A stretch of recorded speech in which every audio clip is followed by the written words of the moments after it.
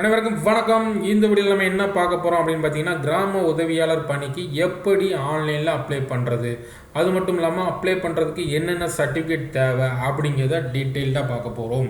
ஓகேவா? அதாவது நோட்டிஃபிகேஷனில் என்ன மென்ஷன் பண்ணியிருந்தாங்க, அதாவது பேப்பர் நோட்டிஃபிகேஷன், அதாவது பேப்பர் அட்வர்டைஸ்மெண்ட்டில் என்ன சொல்லியிருந்தாங்கன்னா, நீங்கள் ஃபார்ம் டவுன்லோட் பண்ணி அதை பூர்த்தி செய்து தபால் மூலமாக அனுப்பணும், இல்லைனா நேராக பர்டிகுலர் அட்ரஸில் கொடுக்கணும் அப்படிங்கிற மாதிரி மென்ஷன் பண்ணியிருந்தாங்க. ஆனால் இப்போ என்னென்னா, இப்போ லேட்டஸ்ட்டாக ஒரு லிங்க் வெளியிட்டிருக்கிறாங்க. என்னென்னா, ஆன்லைனில் நீங்கள் அப்ளை பண்ணணும் அப்படிங்கிற மாதிரி. ஓகேவா? இப்போ நம்ம பார்த்துக்கிட்டு இருக்கிறது கிருஷ்ணகிரி மாவட்டம். அதுமாதிரி நீங்கள் எந்த மாவட்டம் போனாலுமே அந்த மாவட்டத்தோட வெப்சைட்டில் அந்த லிங்க் டிஸ்பிளே ஆகும். ஓகேவா?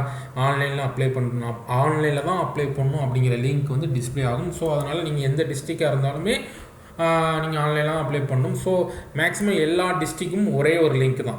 ஓகே, நீங்கள் எதுக்கும் கன்ஃபியூஸ் ஆக வேண்டாம். உங்களுடைய டிஸ்ட்ரிக்கு போய் அங்கே இருக்கக்கூடிய ஆன்லைன் லிங்க்கை கிளிக் பண்ணிக்கோங்க. ஏன்னா உங்களுக்கு கன்ஃபியூஸ் ஆகிடும். சப்போஸ் நீங்கள் சார் வேறு லிங்க்காக இருக்கலாமே அப்படிங்கிற மாதிரி ஒரு டவுட் வந்துடும். நான் ஒரு 4-5 வெப்சைட் செக் பண்ணேன். 4-5 வெப்சைட்லேயும் ஒரே லிங்க் தான். ஓகேவா? அதனால் அது சதே வேண்டாம். ஓகே, இப்போ எக்ஸாம்பிளுக்கு நான் அந்த லிங்க்கை கிளிக் பண்ணி எப்படி அப்ளை பண்ணணும் அப்படிங்கிற மாதிரி சொல்ல போகிறேன். அப்ளை பண்ணுறதை விட முக்கியமாக நம்மளை அப்ளை பண்ணுறதுக்கு என்னென்ன தேவை அப்படிங்கிறத முக்கியமாக பார்க்க போகிறோம். ஓகேவா? ஓகே, இதை நீங்கள் கிளிக் பண்ணிங்கன்னா உங்களுக்கு ஒரு லிங்க் வரும். இதுதான் அதான லிங்க்கு. ஓகே, இதில் தான் உங்களுடைய முக்கியமான டேட்டாவை என்ட்ரு பண்ண போகிறீங்க. முதல் விஷயமா உங்களுடைய பேர். ஓகேவா? உங்களுடைய பேர் கொடுக்க போகிறீங்க. அந்த பேரை நீங்கள் டைப் பண்ணிவிட்டு வந்ததுக்கப்புறம் ஆட்டோமேட்டிக்காக அதில் தமிழில் ட்ரான்ஸ்லேட் ஆகிடும். இப்போ எக்ஸாம்பிள் நான் காட்டுறேன். தமிழ் டைப்பும் கிடையாது,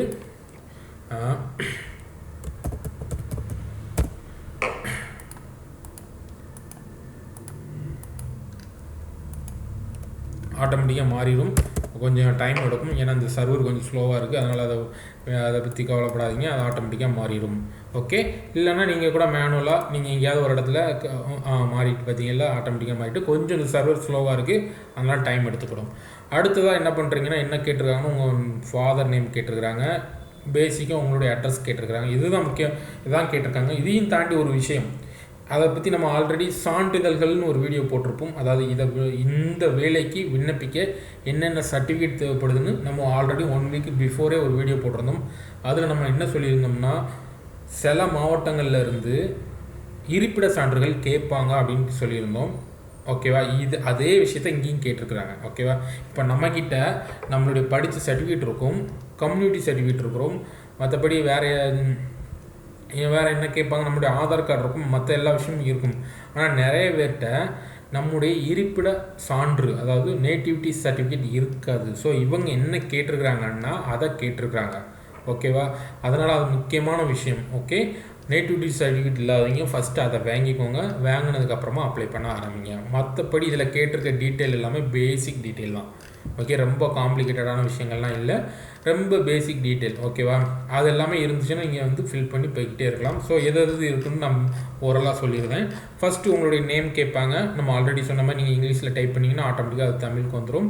அப்புறம் உங்கள் தந்தை பெயர், உங்களுடைய கம்யூனிகேஷன் அட்ரஸ், அதாவது உங்களை தொடர்பு கொள்ளக்கூடிய முகவரி கேட்பாங்க. அடுத்தது அந்த அட்ரஸ்க்கான பின்கோடு கேட்பாங்க. அப்புறம் நீங்கள் ஆனா பெண்ணான்னு கேட்பாங்க.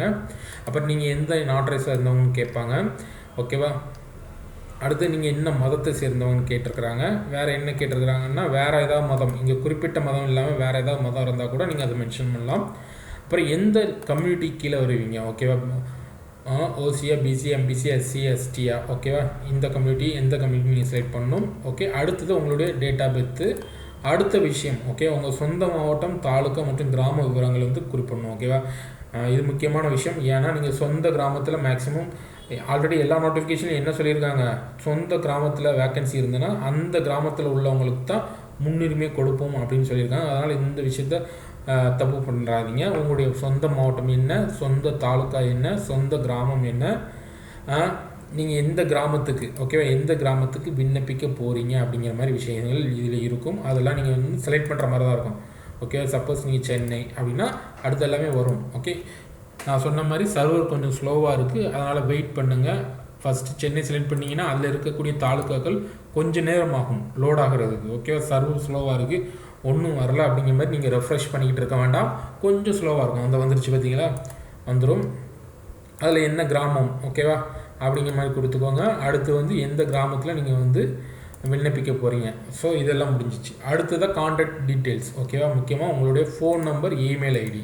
ஓகேவா, ஃபோன் நம்பர் கொடுக்கறதா இருக்கட்டும், இமெயில் ஐடி கொடுக்கறதா இருக்கட்டும், நீங்கள் இப்போ ஆக்டிவாக யூஸ் பண்ணிக்கிட்டு இருக்கிறத கொடுங்க. ஓகேவா, வேறு ஏதாவது நம்பரை கொடுத்துட்டு சப்போஸ் உங்களுக்கு ஒரு செலெக்ஷன் ஆர்டர் வந்துச்சுன்னா நீங்கள் உங்களை காண்டாக்ட் பண்ண முடியாமல் இருக்கும். ஸோ அப்படிப்பட்ட நேரத்தில் உங்களை அவங்க கண்டுக்க மாட்டாங்க. கேட்டால் நாங்கள் காண்டாக்ட் பண்ணோம், அவங்க ரெஸ்பான்ஸ் பண்ணலாம், அதனால் நாங்கள் அவங்களை ரிஜெக்ட் பண்ணுறோன்னு சொல்லிடுவாங்க. அதனால் உங்களுடைய மொபைல் நம்பர், நீங்கள் இப்போ யூஸ் பண்ணிக்கிட்டு இருக்க மொபைல் நம்பர், அது மட்டும் இல்லாமல் நிறைய பேர் மொபைல் நம்பர் தப்பாக கொடுக்க மாட்டோம், ஆனால் அந்த இமெயில் ஐடியில் மிஸ்டேக் பண்ணிடுவோம்.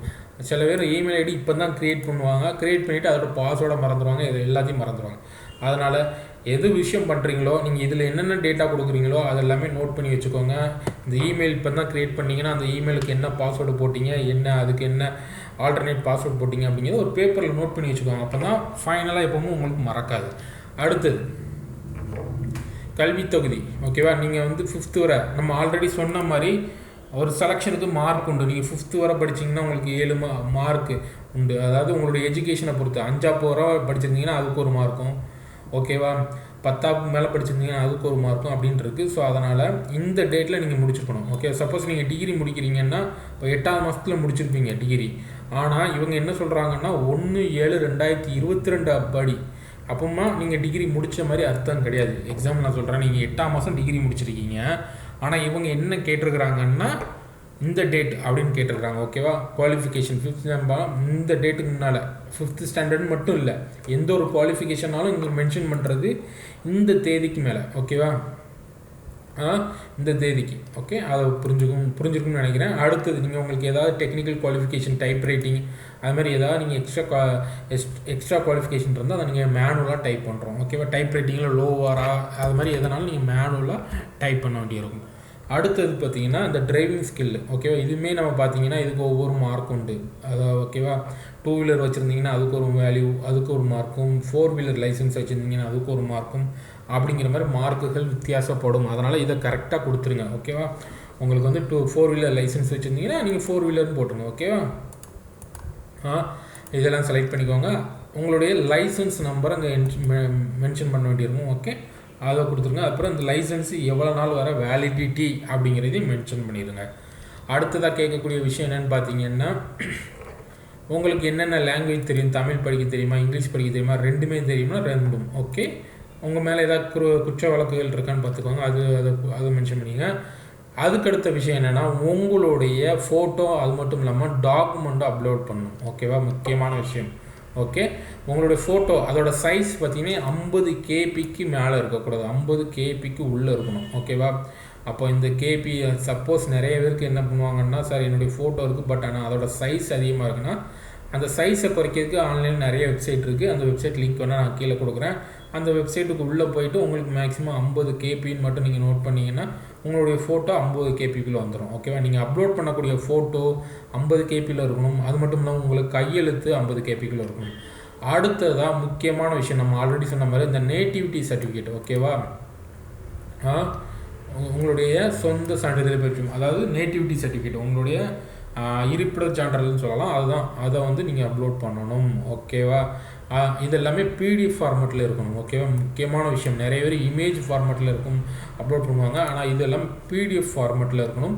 அதுக்கப்புறமா உங்களுடைய கல்வி தகுதி சான்றிதழ். ஓகேவா, நீங்கள் சப்போஸ் 5ஆம் வகுப்பு மட்டும் படிச்சிருந்தீங்கன்னா உங்களுடைய டிசி அப்லோட் பண்ணணும். நீங்கள் 5க்கு மேலே, இப்போ 10க்கு மேலே படிச்சிருக்கீங்கன்னா 10ஆப்பு மார்க் ஷீட் அப்லோட் பண்ணால் போதும். ஓகேவா, இப்போ சப்போஸ் நீங்கள் 8ஆப் படிச்சிருக்கீங்கன்னா உங்களுடைய டிசியை அப்லோட் பண்ணணும். ஓகேவா, டிசி முக்கியமான விஷயம்.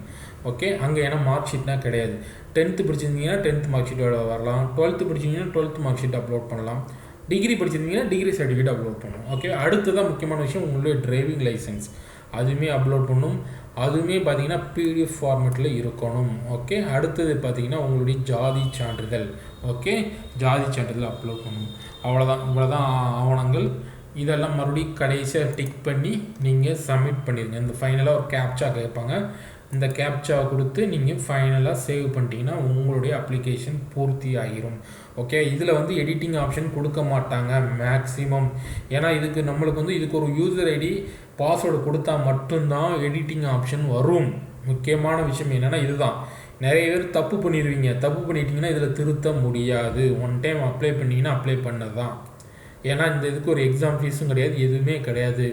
அதனால் இதில் நீங்கள் தப்பு பண்ணிட்டீங்கன்னா நான் ஒரு டைம் தப்பு பண்ணிட்டேன், மறுபடியும் நான் ரீஎன்ட்ரி பண்ண போகிறேன். நீங்கள் ரீஎன்ட்ரி பண்ணும்போது சப்போஸ் அவங்களுடைய சர்வர் உங்களை ஏற்றுக்காது, இல்லைனா மறுபடியும் உங்களுடைய ஒரே டைமில் 4 டைம் இருக்குது, உங்கள் பேர் 2 டைம் இருக்குதுன்னு உங்களை ரிஜெக்ட் பண்ணுறதுக்கு வாய்ப்புகள் அதிகம்.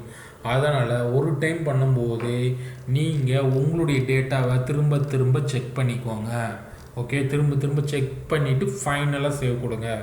ஓகேவா? இப்போ டிஎன்பிசியை பொறுத்தளவில் நம்மளுக்கு வந்து எடிட் ஆப்ஷன் கொடுப்பாங்க, பட் இங்கே எடிட் ஆப்ஷன் கொடுக்க வாய்ப்புகள் இல்லை. ஏன்னு பார்த்தீங்கன்னா இதுக்கு ஒரு யூசர் ஐடி பாஸ்வேர்டு அப்படிங்கிற ஃபார்மெட்டே கிடையாது. ஓகே, மேனுவலாக நீங்கள் கொடுக்குற அப்ளிகேஷன் அவங்களுக்கு போயிடும், அவ்வளோதான். ஓகேவா? இதில் வந்து வேறு ஒரு வாய்ப்புமே கிடையாது. அதனால் அப்ளிகேஷனில் தப்பு பண்ணிடாதீங்க. ஓகேவா? இவ்வளோ தாங்க இந்த வீடியோவில். உங்களுக்கு இதில் ஏதாவது சந்தேகம் இருந்தால் மறக்காமல் கமெண்ட் பண்ணுங்கள், நாங்கள் முடிஞ்ச அளவுக்கு அதை தீர்க்க பார்க்குறோம். ஓகே, மீண்டும் ஒரு வீடியோவில் சந்திக்கலாம். நன்றி, வணக்கம்.